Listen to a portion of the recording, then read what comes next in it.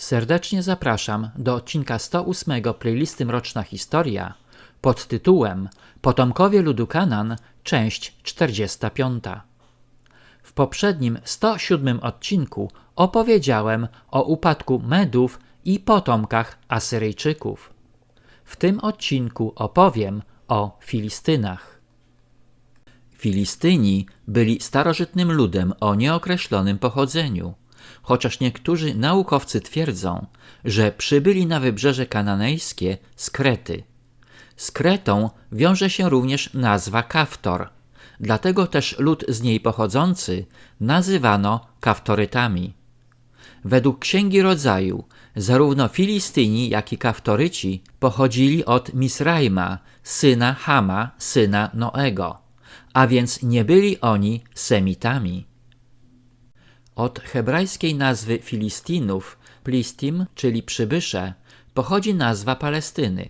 Natomiast od arabskiej formy Filastin pochodzi termin obyczajowy Filister, jak również Filistea. Filistea była krajem o długości około 80 km rozciągającym się wzdłuż Morza Śródziemnego, nazywanego Morzem Filistynów. Obszar zamieszkały przez Filistynów rozciągał się od Jopy na północy, starożytnego portu, wybudowanego przez Heroda Wielkiego w Cezarei, po Gazę na południu i miał szerokość około 24 km w głąb lądu. Od morza oddzielały Filisteę wydmy nadmorskie o szerokości dochodzącej do 6 km, ale w głębi kraju były żyzne rejony, na których uprawiano zboża, oliwki i drzewa owocowe. Filistyni przybyli do południowego Kanaanu pomiędzy XII a VII wiekiem przed naszą erą. Zaliczali się oni do ludów morza, podobnie jak Etruskowie, starożytny lud zamieszkujący północną Italię, zwaną Etrurią. Byli ludem wojowniczym, który doprowadził do upadku greckiej kultury mykeńskiej oraz państwa Chetytów. Filistyni walczyli również z egipskimi faraonami, Meremptachem i Ramzesem III.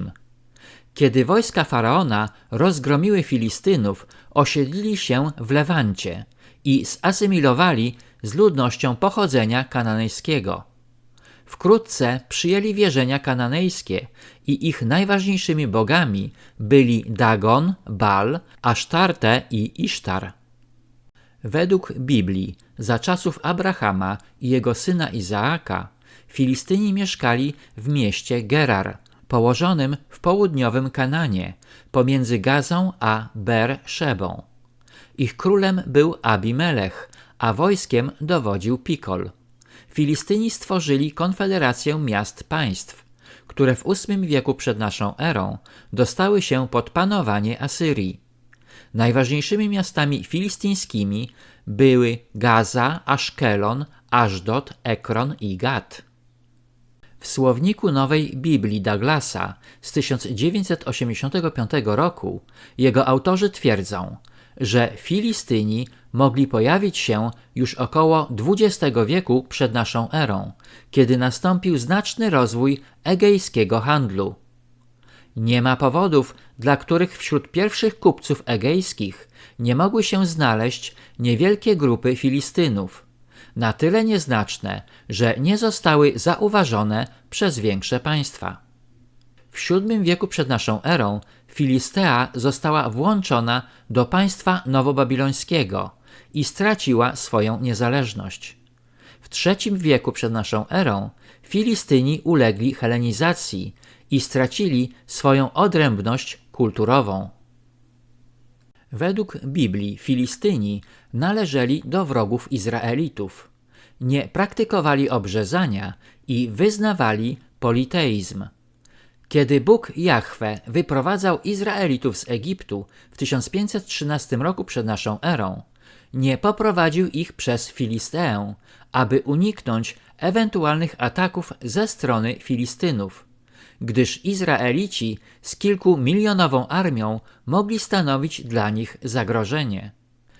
Kiedy Jozue przydzielał Izraelitom ziemię na zachód od Jordanu, zostawił nietknięte terytorium Filistynów, ale później Judejczycy zaatakowali i zdobyli 3 główne miasta filistyńskie – Gazę, Aszkelon i Ekron. Pomimo zwycięstwa Izraelici nie zdołali wywłaszczyć Filistynów z ich ziem, gdyż ci mieli rydwany wojenne z żelaznymi kosami. Podobna sytuacja występuje współcześnie w strefie opatrunku, zamieszkałej przez ponad 2 miliony Palestyńczyków, czyli ludność arabską wywodzącą się od starożytnych Filistynów i Kananejczyków, którzy nigdy nie opuścili tych ziem, pomimo licznych najazdów i prześladowań. Jednakże tym razem wojska państwa położonego nad rzeką Jordan, wyposażone w stalowe rydwany wojenne, zagrażają życiu ludności tam zamieszkującej. Za czasów sędziów zarówno Filistyni, jak i inne ludy kananejskie były zesłane przez Boga w celu sprawdzenia, czy Izraelici są mu posłuszni. A oto narody, którym Pan pozwolił pozostać, aby wystawić przez nie na próbę Izraela, wszystkich tych, którzy nie doświadczyli żadnej wojny z Kananejczykami, a stało się to jedynie ze względu na dobro pokoleń izraelskich, aby je nauczyć sztuki wojennej, te zwłaszcza, które jej przedtem nie poznały. 5 władców filistyńskich oraz wszyscy Kananejczycy, Sydończycy i Chiwici, którzy zamieszkiwali łańcuch gór Libanu, począwszy od góry Baal-Hermon aż do wejścia do Hamat. Byli oni przeznaczeni do wypróbowania Izraelitów, by można było poznać, czy będą strzec przykazań, które Pan dał ich przodkom za pośrednictwem Mojżesza. Mieszkali więc Izraelici wśród Kananejczyków, Chetytów, Amorytów, Peryzytów, Chiwitów i Jebusytów. Żenili się z ich córkami i własne swoje córki dawali ich synom za żony, a także służyli ich bogom. Izraelici wielokrotnie zdradzali Boga, praktykując bałwochwalstwo. Kiedy Filistyni napadali na nich, Izraelici wołali do Boga o pomoc, którą On im udzielał, zsyłając sędziów. Jeden z sędziów o imieniu Szamgar pobił 600 Filistynów ościeniem bydlęcym, a po latach zastąpił go Samson, wybawiając wielokrotnie Izrael z rąk Filistynów. Jednakże Izraelici bali się Filistynów i w pewnym momencie wydali im Samsona. Za czasów proroka Samuela Filistyni zabili około 4000 Izraelitów w okolicy Afeku i Eben-Ezer. Aby zapewnić sobie zwycięstwo, Izraelici sprowadzili na pole bitwy świętą Arkę Przymierza. Jednakże Filistyni zabili 30 000 Izraelitów i zdobyli Arkę. Kiedy Filistyni zabrali Arkę do świątyni boga Dagona w Aszdod, posąg został dwukrotnie powalony twarzą do ziemi i ostatecznie rozbity. Próby przenoszenia Arki do innych miast filistyńskich wywołały panikę i zarazę, a po 7 miesiącach Arka wróciła do Izraela. Kiedy król Izraela Saul objął władzę, Filistyni, mając swoje placówki na ziemi izraelskiej, zabronili Izraelitom prowadzenia kuźni, aby nie mogli produkować broni. Niektórzy Hebrajczycy zdradzili swoich rodaków i przyłączyli się do Filistynów. Dzięki pomocy Boga Jahwe Saul zdołał pobić Filistynów od Michmasz do Ajalonu. Kiedy Filistyni zebrali ponownie swoje wojska, stanęli naprzeciwko armii izraelskiej po 2 stronach niziny Ela w Judzie. Przez 40 dni, rankiem i wieczorem, Filistyn Goliat wyzywał Izraelitów na pojedynek. Ostatecznie wyzwanie podjął pasterz Dawid, który powalił Goliata kamieniem z procy, a następnie dobił go jego własnym mieczem. Wówczas Izraelici ruszyli w pościg za uciekającymi Filistynami, rażąc ich aż do Gat i Ekronu. Kiedy Dawid został namaszczony na króla Izraela, wielokrotnie toczył bitwy z Filistynami i zdołał ich ujarzmić. Za panowania syna Dawida Salomona kraj cieszył się pokojem, a tereny Izraela sięgały aż do filistyńskiej Gazy.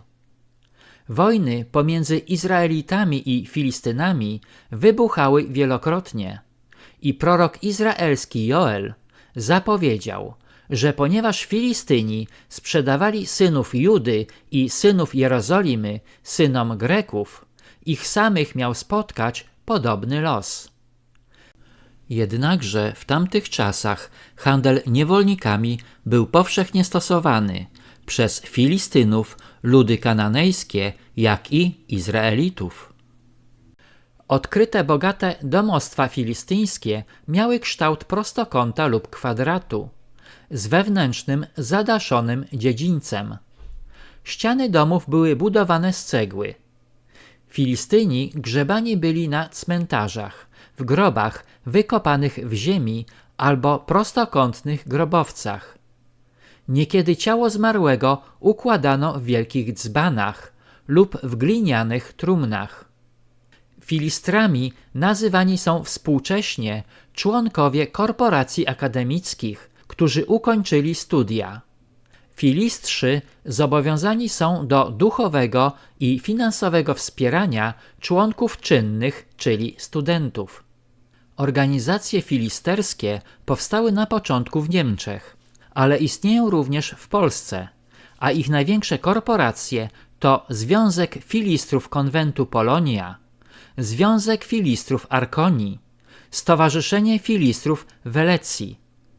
Oprócz tego istnieją organizacje filisterskie o charakterze międzykorporacyjnym, czyli Stowarzyszenie Filistrów Polskich Korporacji Akademickich w Warszawie, Stowarzyszenie Filistrów Korporacji Akademickich w Poznaniu. Powstaje pytanie, dlaczego korporacje akademickie przyjęły taką nazwę i jaki mają związek ze starożytnym ludem Filistynów? Do Izraelitów i ich niewierności wobec Boga powrócę w następnym odcinku. Dziękuję za wsparcie kanału przez Bajkofi.tu. Proszę nie zapominać o subskrypcjach, polubieniach i komentarzach. Na tym zakończę odcinek 108, w którym opowiedziałem o Filistynach, odwiecznych wrogach Izraelitów. Serdecznie zapraszam do odcinka 109 pod tytułem Potomkowie ludu Kanan, część 46.